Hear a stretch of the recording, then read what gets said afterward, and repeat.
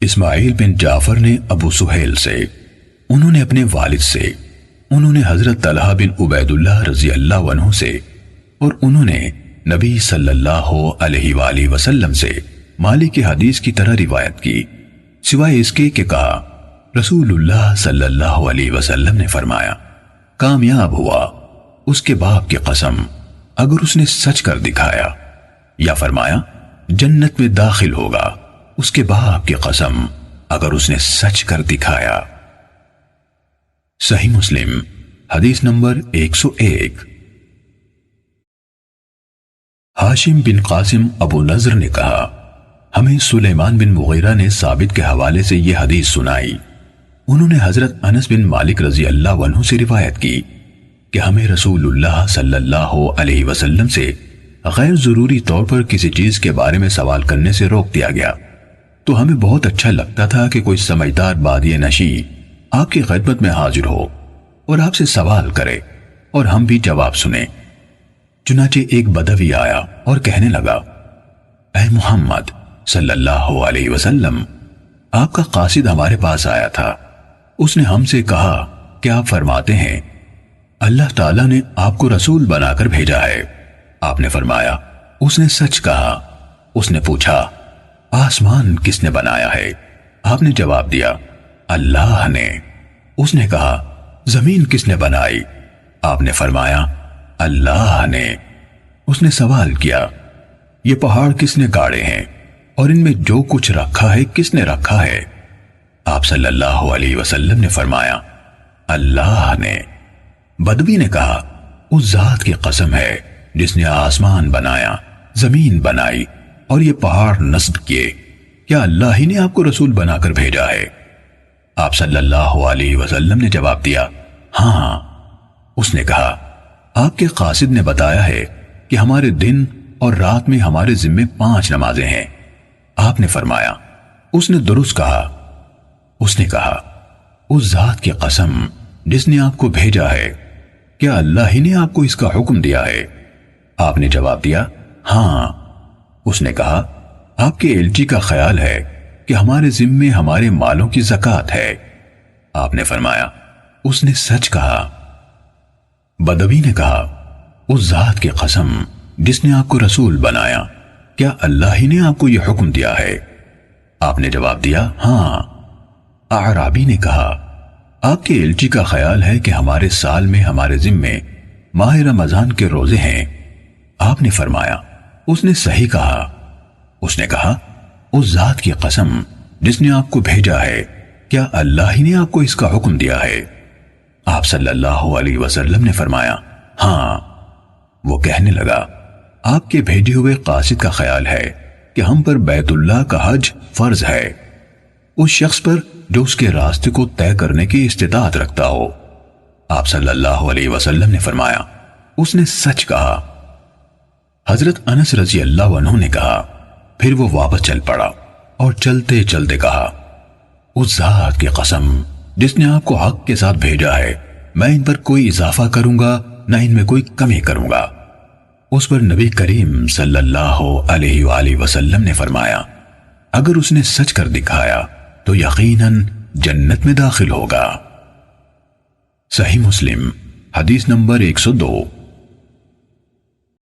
باس نے کہا ہمیں سلیمان بن مغیرہ نے ثابت سے حدیث سنائی اور انہوں نے حضرت انس رضی اللہ عنہ سے روایت کی، انہوں نے کہا ہمیں قرآن مجید میں اس بات سے منع کر دیا گیا کہ بلا ضرورت کسی چیز کے بارے میں آپ سے سوال کریں۔ اس کے بعد باس نے اسی حدیث کی مانند حدیث بیان کی۔ صحیح مسلم حدیث نمبر 103۔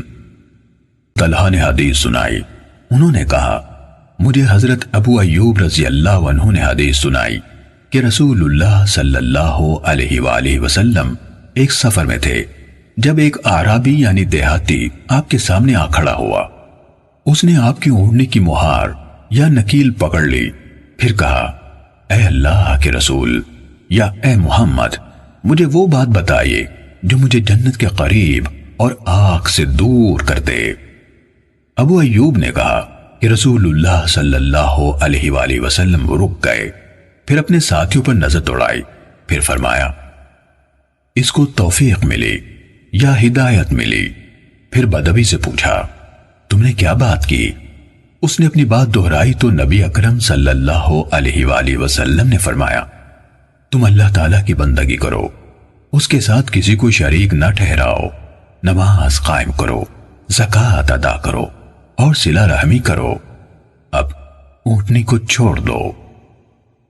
صحیح مسلم حدیث نمبر 104۔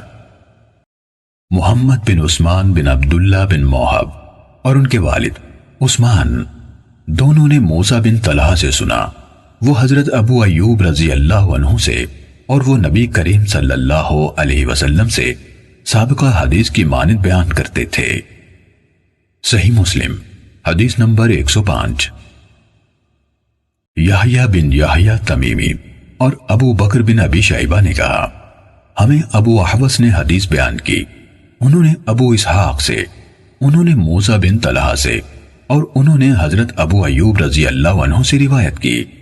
انہوں نے کہا ایک آدمی نبی صلی اللہ علیہ وآلہ وسلم کے پاس آیا اور پوچھا مجھے کوئی ایسا کام بتائیے جس پر میں عمل کروں تو وہ مجھے جنت کے قریب اور آگ سے دور کر دے۔